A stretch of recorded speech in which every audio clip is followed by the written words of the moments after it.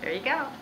So, I've been listening to your stuff for basically since the beginning, and one of the reasons that I love your band and you so much is your style is so musically diverse.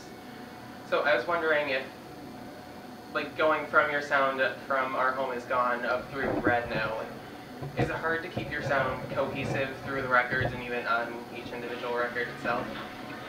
It is really hard, but I think the transitions that we had from Our Home Is Gone to Something Real, Here, Cocoon, all that stuff, it's not something where we decided that we want to change our sound. It really just happens naturally because it's us growing up. You know what I mean?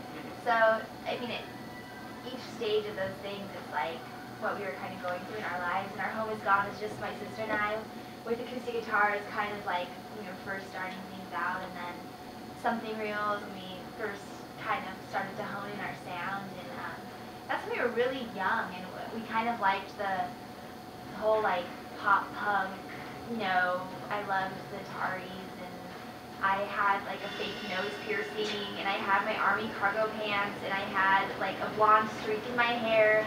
It was kind of like a thing that it's just growing up, and then, we reached here, and I think I was 21, 20, and then with Cocoon, I feel like that really was kind of us coming into what we really wanted to sound like, and kind of, it's kind of funny now because we're old. Like, I'm 24, and Carlo, our guitar player, I think he's almost 30.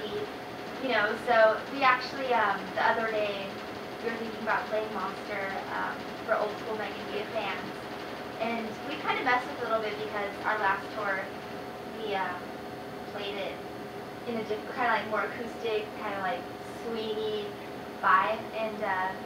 And yesterday we did it like the old school Monster Megan Dia way that we hadn't played in years.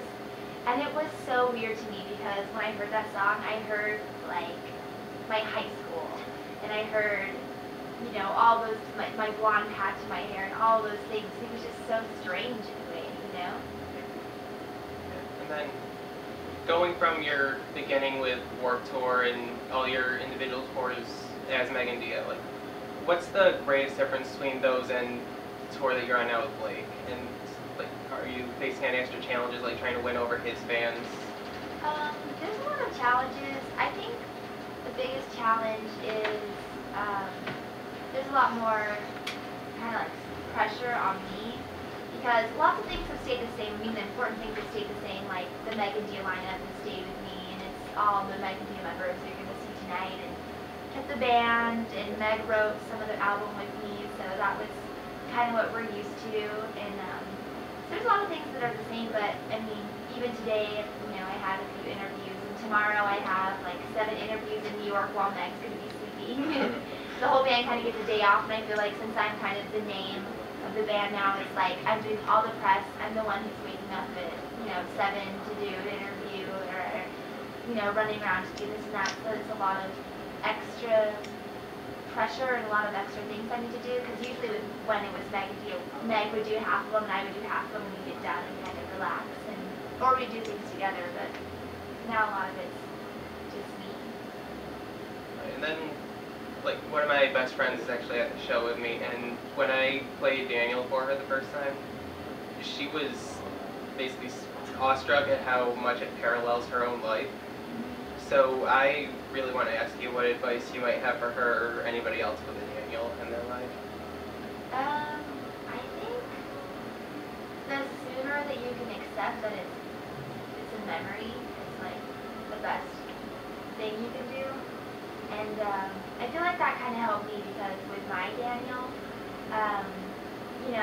I wrote that song in LA when I was feeling really sad, and I mean, I think the lyrics are pretty literal, so hopefully you can understand kind of what was going on. And I felt like I was kind of leaving him behind, but my career was like taking me this way, and it was a long distance relationship, and he was on the other side of the country, and it was just this really hard thing. And I feel like, in my mind there was a what if, and I just thought, you know, what if I fly out and surprise him and like do something. And I was even thinking about going out to see him for a holiday a couple months ago and just like going with the speakers, like say anything style, and really just, you know, apologizing and wanting to start over again because, you know, it was a relationship that kind of ended in a gray area.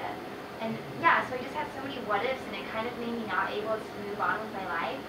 And then one day he emailed me and said, I am dating somebody else and I have a new girlfriend and I just thought you should know. And it was really hard the first couple weeks and I felt so terrible. But then actually when he said that, it kind of made me force myself to move on. Because respectively, I didn't want to keep emailing him or calling or doing anything if he was talking to some girl because that's, you know, disrespectful of me to her, even, not to mention him. And so it kind of forced me to like delete his phone number, delete his email, and really just be like, he's happy with somebody else, and that really sucks in a way, but at the same time I should be happy for him, and it kind of made me force myself to completely get him out of my head, you know. Yeah. Anyway, I think my 3 questions are up, so. Oh. Well, unless we got a little. I'm chill. If you have anything else to ask me. The other main one that I was throwing around was, what's it like going from essentially being Meg and Dia, but not having the lineup stay the same and just being it under the guise of Dia Frampton? It's stressful. I feel like, you know, even the other day when we play with like Shelton shows, it's like a huge stadium and the spotlight kind of follows me the whole night, you know, and it'll pop on Carlo or Nick or something, somebody has a guitar solo, but it's heavily me, and I feel kind of pressured by that because everybody's staring at me, and usually when I would kind of fumble with something, I could kind of take over and start talking or sing my part or something, but if that happened now, it'd be a little bit more awkward, and so I feel like there's a lot of things that I need to do to kind of carry everybody, and mentally, I feel like I have to step up as a front man, a front woman.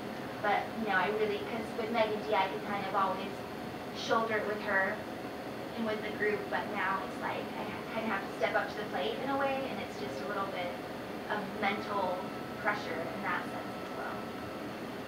And does it ever like come across your mind like people are always going to know me as Dia from The Voice, not just as Dia?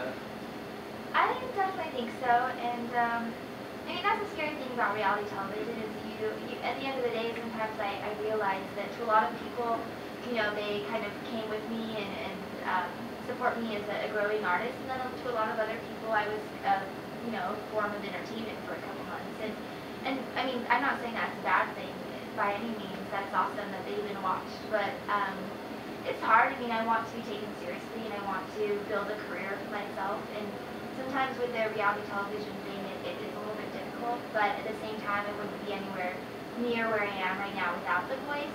So it's kind of like a weird relationship, but I definitely think that show helped me tremendously, you know.